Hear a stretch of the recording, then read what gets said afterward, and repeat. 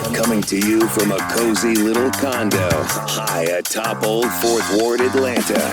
Welcome to The Ron Show on America One Radio. Here's your host, Ron Roberts. So, as we head into the weekend, we have a couple of stumps and actually maybe even a phone call from Julia Roberts. I mean, no, she didn't call me. No, but she did make calls. She worked a phone bank. Julia Roberts, actress, Georgia-born, Georgia native. Julia Roberts phone banked and was working hard with volunteers to help get out the vote. I thought that was kind of cute and worthy of sharing, so we'll do that in a little bit. So we have Kamala Harris doing a town hall with Univision, appealing to Latino voters. Barack Obama doing a speech in Pittsburgh that I think garnered some attention, raised some eyebrows, because President Obama is at the point now where he doesn't need to filter himself. And while he is still the refined man that we remember from when he was president and running for president, he kind of held no punches when it came to post-hurricane relief efforts and the disinformation campaign that not only are foreign adversaries partaking in, but the former president of the United States is stirring the pot with. I think we should start there. Let's do that. President Obama yesterday addressing a rally in Pittsburgh, Pennsylvania. And understand, I'm only going to give you highlights of this speech. If you want to hear it in its entirety, I'll have the link in the show notes at ronshowatl.com. Before we get started, I did want to say that we are heartbroken about the loss of life in Florida, North Carolina, states across the Southwest. We are thinking about people, families whose lives have been upended by the storms over the last couple of weeks. I could not be more grateful for the first responders and FEMA professionals who have put themselves in harm's way to try and help.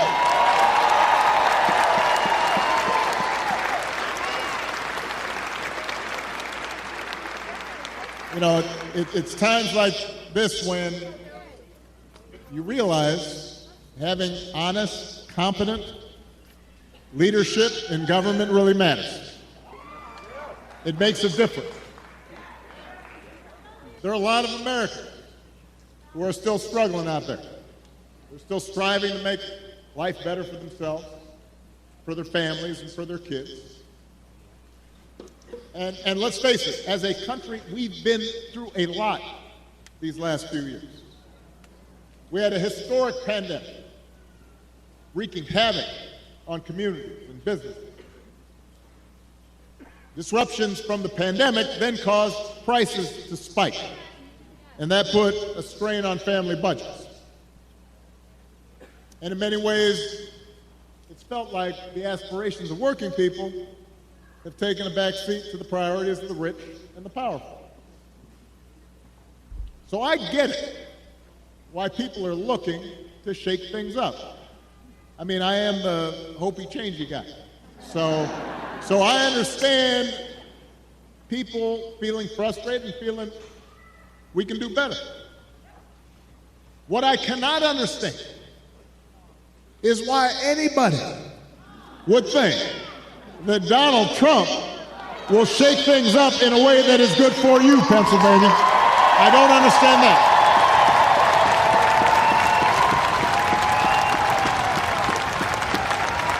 Because there is absolutely no evidence that this man thinks about anybody but himself. I've said it before. Donald Trump is a 78-year-old billionaire who has not stopped whining about his problems since he rode down his golden escalator 9 years ago. You've got the tweets in all caps, the ranting and the raving about crazy conspiracy theory. You got the 2-hour speeches, word salad, just, you know, it's like Fidel Castro, just on and on. Constant attempts to sell you stuff. Who does that? Selling you gold sneakers and a $100,000 watch and most recently a Trump Bible. To avoid campaign finance issues. He wants you to buy the Word of God, Donald Trump edition. Got his name right there next to Matthew and Luke. I mean, you could not make this stuff up. Yeah. If you saw it on Saturday Night Live, you'd say, well, no, that's going too far. No, he's doing that.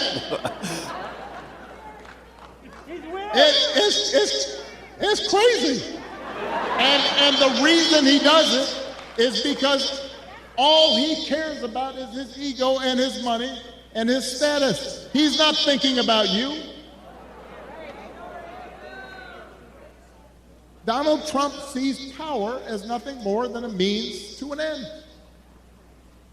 He wants the middle class to pay the price for another huge tax cut that would mostly help him and his country club buddies. Doesn't care if he costs more women their reproductive freedoms because it won't make a difference in his life. Do not boo. Vote.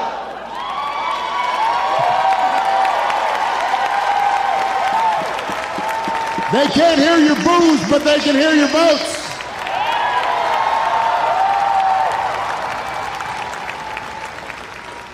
Most of all, Donald Trump wants us to think that this country is hopelessly divided between us and them, between the quote-unquote real Americans who support him and the outsiders who don't. Because having people divided and angry, he figures boosts his chances of being elected. And he doesn't care who gets hurt. Think about it. Just the other day, we learned that on January 6th, a couple years ago, Donald Trump was told that Mike Pence was in the Capitol about 40 feet from an angry mob chanting, "Hang Mike Pence." And his response was, quote, "So what? Don't boo." If Donald Trump does not care that a mob might attack his own vice president, do you think he cares about you? Exactly. Pennsylvania, we do not need 4 more years of that. We don't need 4 more years of arrogance and bumbling and bluster and division. America's ready to turn the page. We are ready for a better story, one that helps us work together instead of turning against each other. Pennsylvania, we're ready for a President Kamala Harris.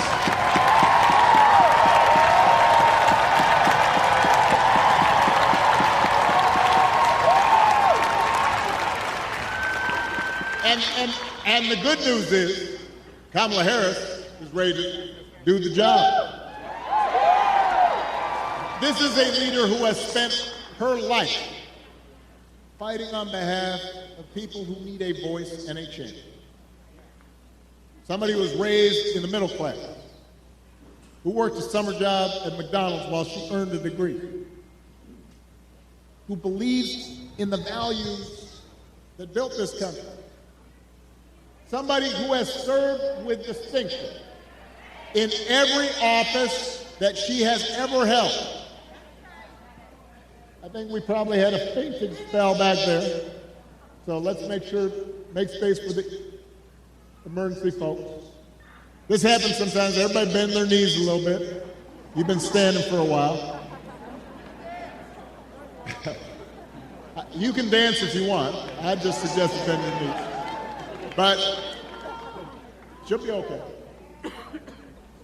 Kamala is as prepared for the job as any nominee for president has ever been. That's who Kamala is.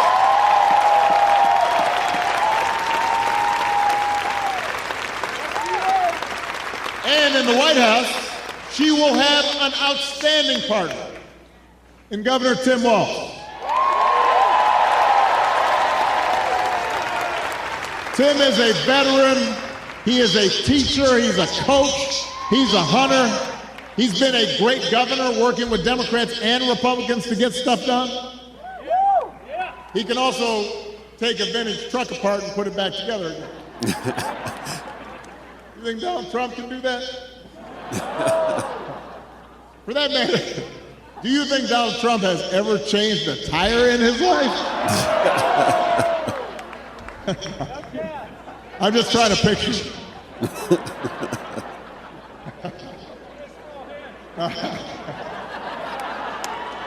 The point is, if you elect Kamala and Tim, they won't be focused on their problems, they'll be focused on yours.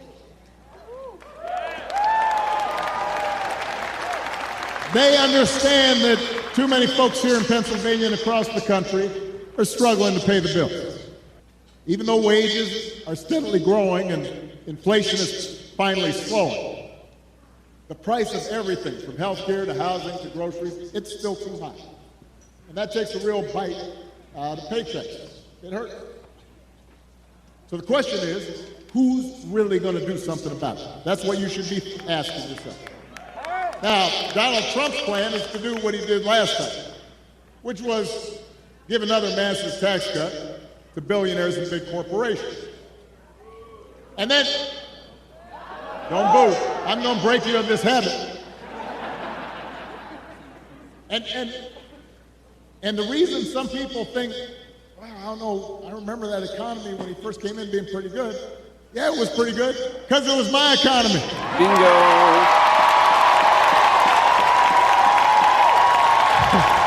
We had had 75 straight months of job growth that I handed over to him. It wasn't something he did. I spent 8 years cleaning up the mess that the Republicans had left me the last time. Exactly. So just in case everybody has a hazy memory,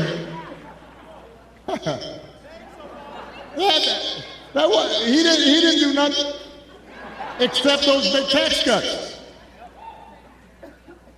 His other big economic plan now is to slap tariffs on everything, from food to TVs. Now, understand what tariffs are. Anything that's coming from that's made elsewhere and comes here, you slap extra money on top of it. And if other countries are cheating, in some cases, it makes sense because you want to have a fair playing field. But what he's proposing is basically a Trump sales tax that could cost the average family almost $4,000 a year. So if you're concerned about higher prices, that is not the way to get lower prices. That's going to come out of your pocket. You think prices are high now? Donald Trump's message basically is, you ain't seen nothing yet. All right, so that's as far as you can tell, that's his plan, right? Because it's not written down anywhere. When it comes to health care, you heard it in the debate. Donald Trump's got one answer. Ending the Affordable Care Act that 45 million people rely on.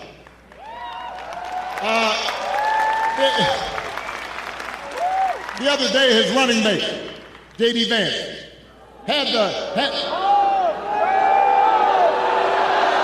gotta vote. The other day, his running mate had the nerve to say, Donald Trump salvaged the Affordable Care Act.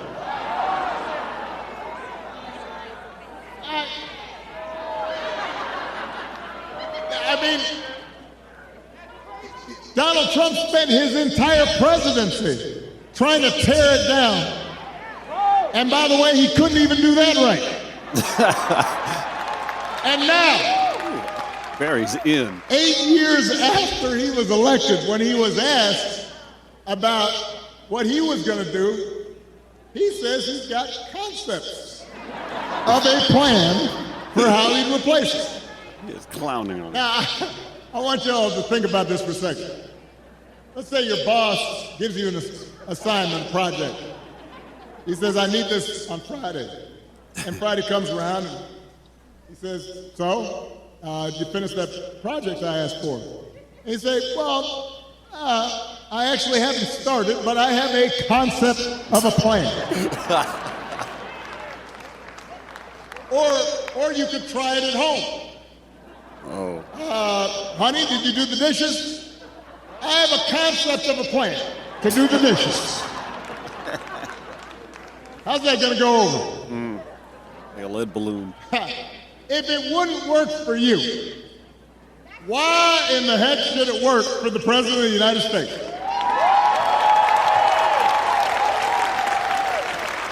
But the good news is, Kamala Harris, she doesn't have concepts for a plan.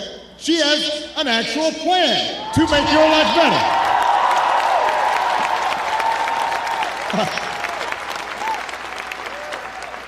To bring down the cost of things like groceries. She'll go after corporations that are jacking up prices.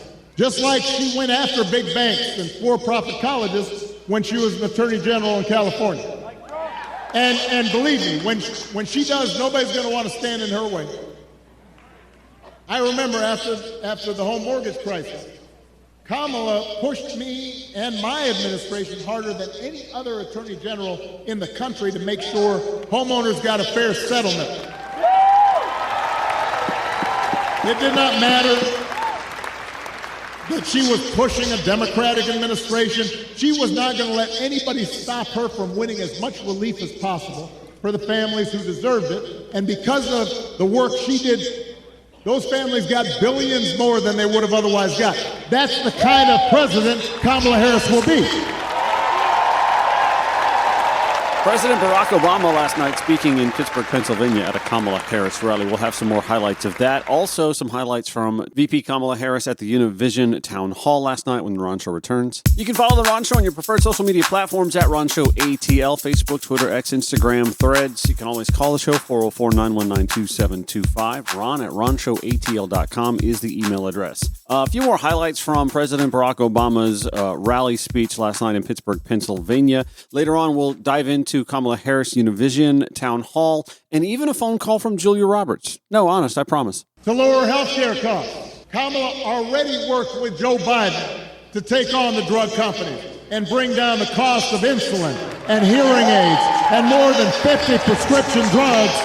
And as president, she will never stop working to limit out-of-pocket costs and protect your care. That's who Kamala is. She's got a track record of doing it. And here's a big one.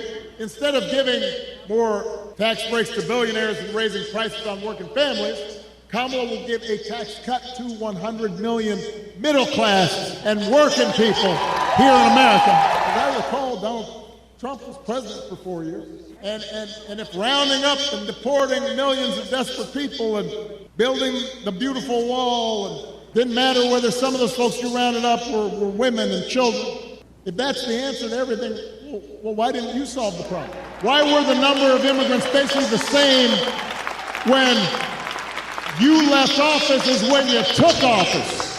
I'll tell you why. Because he didn't have a real plan. He had talking points. He had concepts of a plan. And the plan was mean and ugly.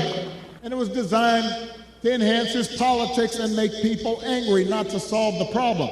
You know what would actually help bring order to the border and fix our immigration system? The bipartisan deal that Kamala Harris supported, even though it's written by one of the most conservative Republicans in Congress, the same bill that Donald Trump tanked on purpose because he thinks fear-mongering is how he's going to win this election. We don't need a president who will make problems worse just to make his own political circumstances better.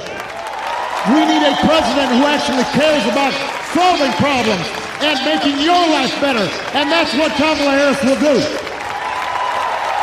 When he ran for president the first time, he said he would support punishing women who got an abortion. That's what he said. Thank you. Now, a couple of weeks ago, what did he say? He said, don't worry, women, I'll be your protector. I'll tell you how he protected it. He handpicked 3 of the Supreme Court justices who overturned Roe versus Wade. Went out there and bragged about it. And now there are Trump abortion bans in 20 states, many of them with no exception for rape or incest. When he's asked about it, he says, well, everybody wanted it this way. Really?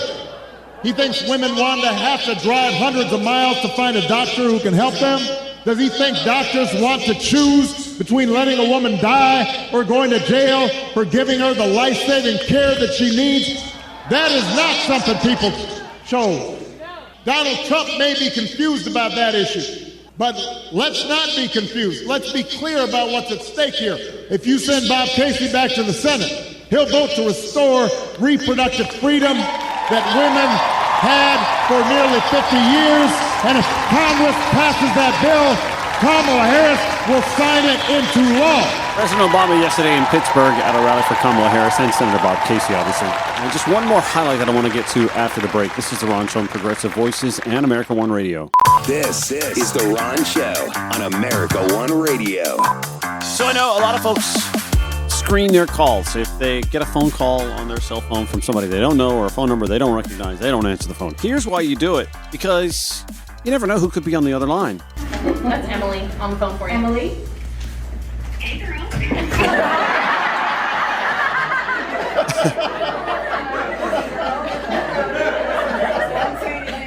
That you don't want everyone to know.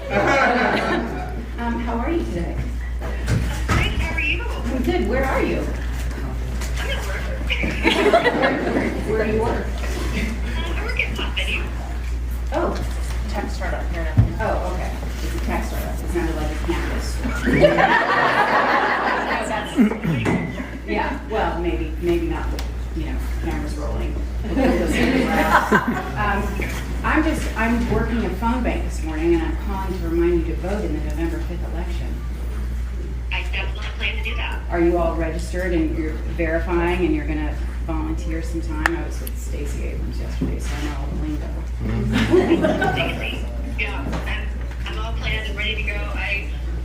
Basically, my plan to vote is I decorate for Christmas aggressively early, so I'll be ready to go. Oh, this is aggressively early. I have a t-shirt around here. Aggressively early. Well, listen, tell everyone you know when you're standing in line at the grocery store. That's what I've started doing most of my campaigning is at the market. It's a great place. People are stuck. They can't get away from it. It's just a little tip. Aggressively early. Well, Emily, thank you for your vote. We're counting on you and appreciate your support. Of course, thank you so much. I love you so much. Oh my gosh. Thank you so much. Take care. Could you imagine picking up a cold call? You're like, who is calling me? And it's Julia Roberts on the other line. By the way, I had no idea Julia Roberts was so off the cuff funny. She is really a funny person. Anyway, that was Julia Roberts working a phone bank for Kamala Harris here in her home state of Georgia yesterday. Meanwhile, back in Pittsburgh, Pennsylvania last night, President Barack Obama addressing a Kamala Harris rally with some of his sharpest criticism on some recent events after Hurricanes Helene and Milton. I mean, it used to be we'd have arguments about tax policy or foreign policy, but we didn't have arguments about whether you should tell the truth or not. We didn't make excuses for people who just violated basic norms of treating people fairly and with respect.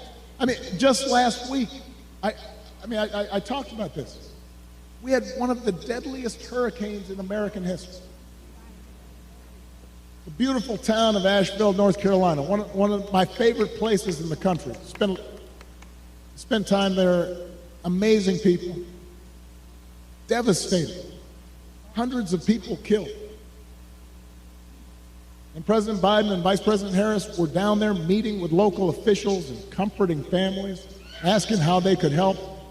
And Donald Trump at a rally just started making up stories about the Biden administration withholding aid from Republican areas and siphoning off aid to give to undocumented immigrants, just made the stuff up.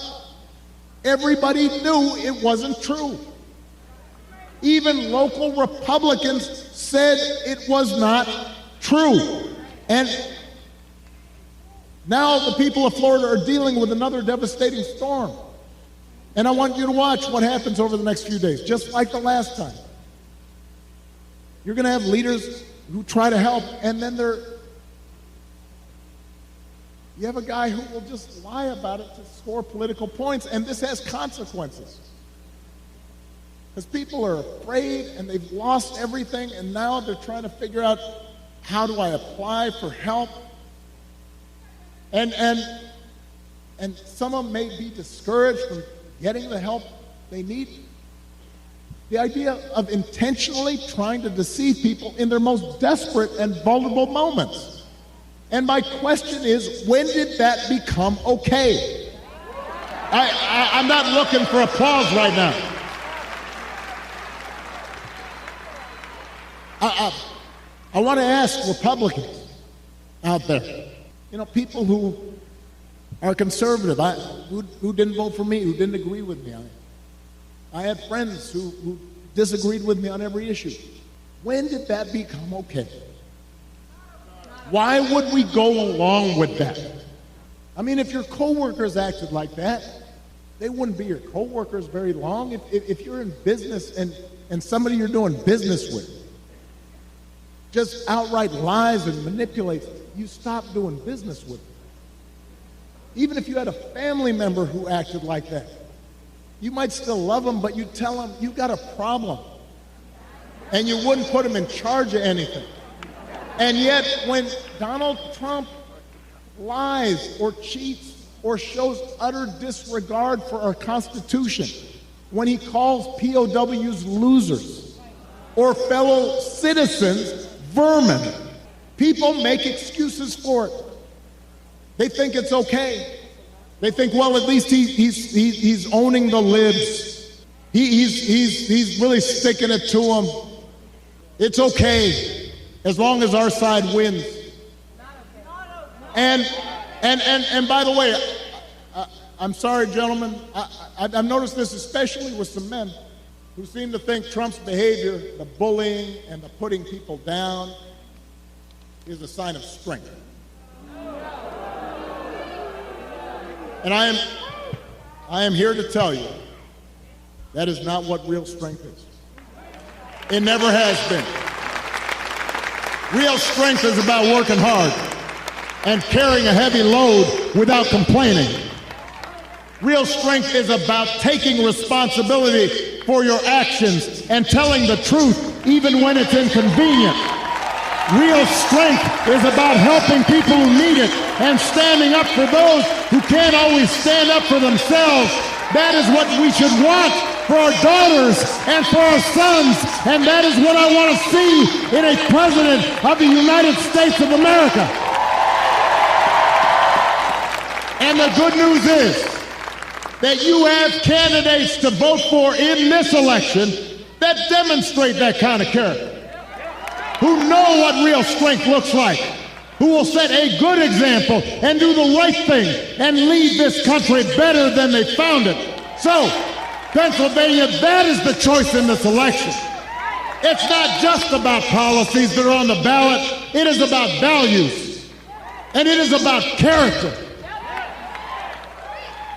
So whether this election is making you feel excited or scared or hopeful or frustrated or anything in between, do not just sit back and hope for the best.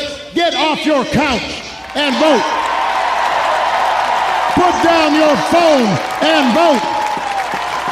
Grab your friends and family and vote.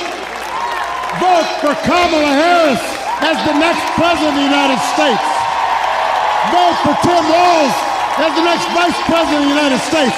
Vote for Bob Casey and this whole incredible Pennsylvania Democratic ticket. Help your friends and family members and neighbors and co-workers do the same.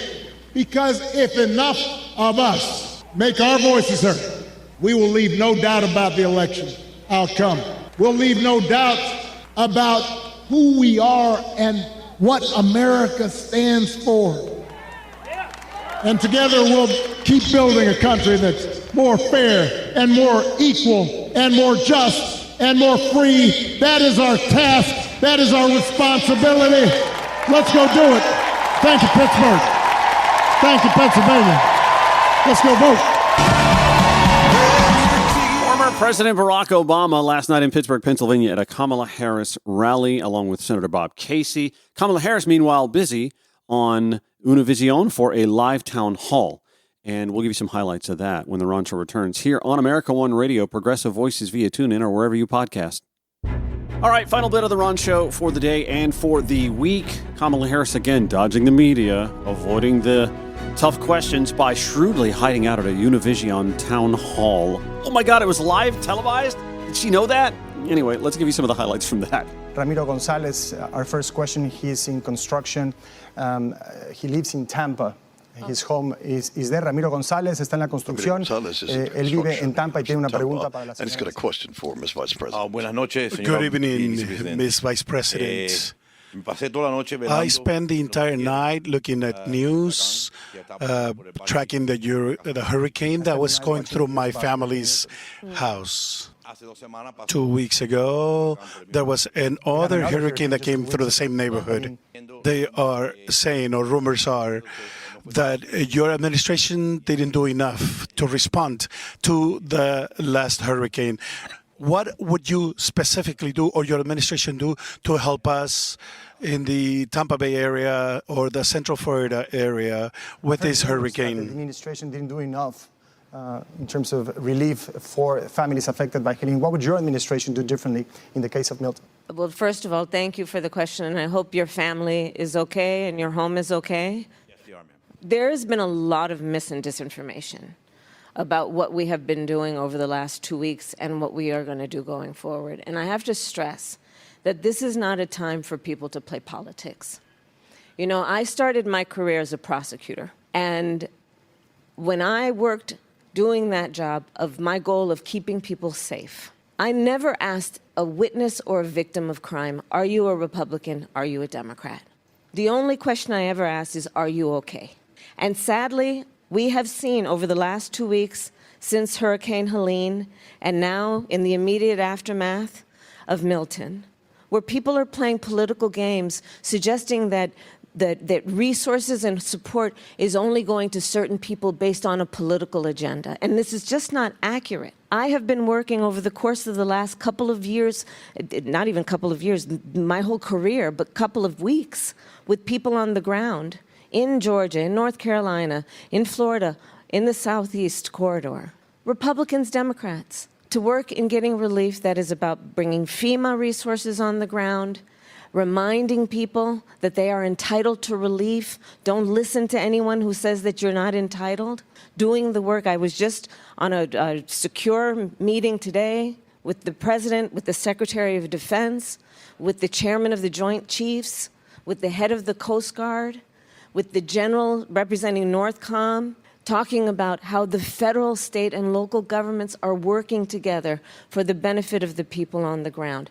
Another piece of work that I've been doing, it's based on my years of being an attorney general in California, is telling those corporations and those companies that during crisis and emergencies, jack up prices, and I've seen it happen before, that we're watching them, and at a moment of desperation, for these individuals and families, whether it be to be able to get temporary shelter at a hotel, for gas prices, for even airline tickets, that we'll be watching if they're jacking up prices to make sure there'll be serious consequence. And that's the kind of work I will do going forward. I have spent my career, the vast majority of my career, concerning myself with the safety and well-being of people. And I promise you, and I pledge to you as president, I will continue to do that. You have a right to know that your government and its leaders are putting you first and not themselves. Thank you. Gracias, Ramiro. Thank you, Our Ramiro. next question is over here. Yvette Castillo, she lives here in Vegas. And Buenas noches, vicepresidenta. Good evening, Harris. Madam Vice Usted President y yo Harris. tenemos algo en común. You and I have something in common. We both lost our mother. Oh. And I'm an American citizen, born to two Mexican parents. They were here before I was even born. They've worked their whole lives. But with the way immigration laws change over time, I was only able to help my dad get his legal status squared away, but not my mom's. My mom passed away just 6 weeks ago. Oh, I'm so sorry. And she was never, ever able to get the type of care and service that she needed or deserved. Sorry. Take your time. Take your time. So my question for you is, what are your plans, or do you have plans to support that subgroup of immigrants who have been here their whole lives, or most of them, and have to live and die in the shadows? I'm so sorry for you. Thank you. You must remember your mother as she lived. Mm-hmm. I have enough of a feeling about your strength that it probably comes from her to know she would want you to remember her as she lived and not as she died, okay? Mm-hmm. So let's take it one step at a time. Mm-hmm. Your parents were here for years, it sounds like. Mm-hmm. And your father was able to earn his pathway to citizenship, but your mother was not. Mm-hmm. And I'm going to assume it's because part of the problem is that we do have a broken immigration system, Mm-hmm. including it being the case that even though when we were elected in 2020, and the first bill we offered Congress, before we did the bipartisan infrastructure bill, before we did the work on gun safety, before we did the work on investing in chips and science, the first bill we offered within hours of taking the oath was a bill to fix the immigration system, including creating a comprehensive, earned pathway to citizenship for hardworking people. And it was not taken up. And now we look at a situation where people are suffering. The reality is that in terms of having access to health care, had your mother been able to gain citizenship, she would have been entitled to health care that may have alleviated her suffering and yours.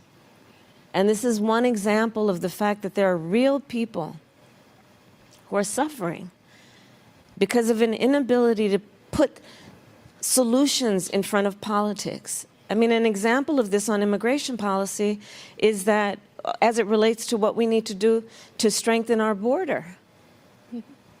A bipartisan group of members of Congress, including one of the most conservative members of the United States Senate, came together with one of the strongest border security bills we've had in decades. And it included 1,500 more border agents to go to the border to help those hardworking folks who are working around the clock. The border agents supported the bill. It included more resources to stem the flow of fentanyl, which is killing people of every background in every region of our country. It would have allowed us to have more resources to take on transnational criminal organizations. I have prosecuted transnational criminal organizations, from the Guadalajara cartel to the Sinaloa cartel. And Donald Trump found out about that bill, realized it would be a solution, and told them not to put it on the floor for a vote because he would prefer to run on a problem instead of fixing a problem. And again, Enrique, we were talking about it, in terms of real leadership is about solving problems on behalf of the people. I'm so sorry for what you've been through. And, you know, my mother came to the United States at the age of 19. She was by herself, came alone by herself. She raised my sister and me, Maya. And I know what it is like to have a hardworking mother who loves you and to lose that. But I know that her spirit is alive. I know her spirit is alive. And will you tell me her name, and let's speak her name? Maria Dolores Figueroa. Maria Dolores? Mm-hmm. Okay, we speak her name, okay? Yes. All right. Muchas gracias, Yvette. Thank you so much, Madam Vice President. We have Francisco Medina here with me. Tenemos a Francisco Medina. Francisco he comes from Medina San Diego, here. California, and has a question about access to healthcare. Una pregunta sobre el sistema de salud. He has a question about the health system. I have an injured knee. I work for the Department of Defense, and supposedly we have a very good medical insurance. And supposedly we have very good healthcare. But the times that we have to wait to see a specialist are sincerely ridiculous. Finally, after 2 years of waiting, I was approved for an MRI, but I was told that I needed to wait for over a month to begin my rehabilitation. So I made the decision to cross the border into Mexico, and in Tijuana I found a specialist without having to make an appointment. I went to his clinic, and in 45 minutes I was being taken care of, and my rehabilitation had begun. My question to you is, what is your plan to improve the medical system? So, I hope you're feeling better now. I'm sorry it took so long for you to get the support you needed.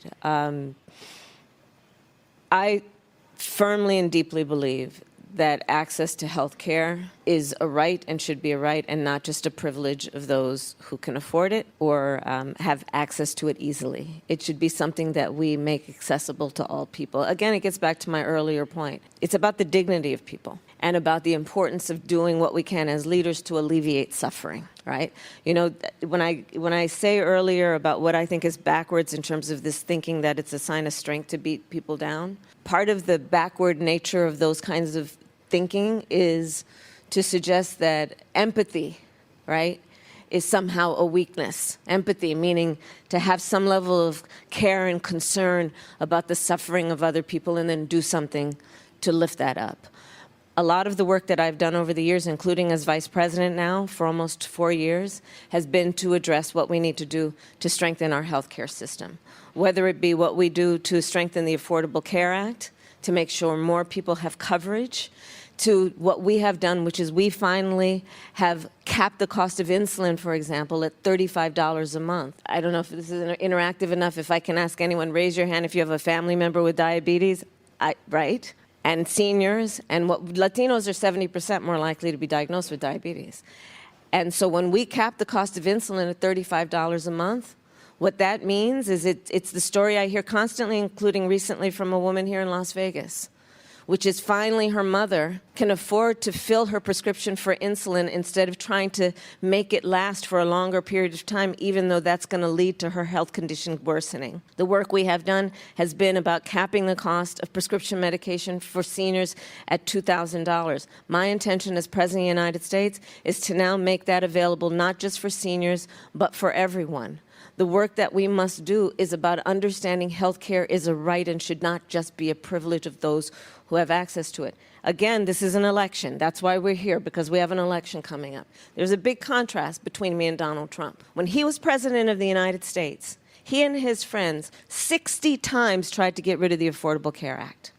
You remember what it was like before the Affordable Care Act. Pre-existing conditions. When an insurance company could deny you access to health care for a pre-existing condition, which could include asthma, your child has asthma, a survivor of breast cancer, diabetes. I mean, some would argue being a woman was a pre-existing condition under that plan. Tried to get rid of it. I urge everyone to look up Project 2025, which is his plan if he is elected president again. Google it, and you'll see the plan that he has that includes getting rid of Medicare, Social Security, and all of those things that are to the benefit of, again, the basic dignity of all people, and in particular, working people. Look, I come from the middle class. My mother was a working woman who raised me and my sister. My mother was able to finally, she saved up to be able to afford to buy a home by the time I was a teenager. I know everyone has ambition, works hard, has aspirations, but doesn't necessarily have all the resources that other people have. Access to health care should not be a function of how much money you have in your back pocket. That's how I think about the health care system, including what we need to do to make sure that someone like you who has dedicated yourself to our country and your work has access and doesn't have to go to another country to get what you need. Unfortunately, I'm running low on time for the Friday show, my weekend show, which will air at Progressive Voices, I believe, Saturday and Sunday mornings, 10 to 11 a.m. at Progressive Voices via TuneIn will be a full focus on the town hall featuring Vice President Kamala Harris on Univision. That is going to do it for today's Ron Show. You can hear it again in its entirety, 5 to 6 p.m. on America One Radio, 11 p.m. to midnight on Progressive Voices via TuneIn or wherever you podcast. Show notes at RonShowATL.com. Have yourselves a great weekend. Catch you Monday.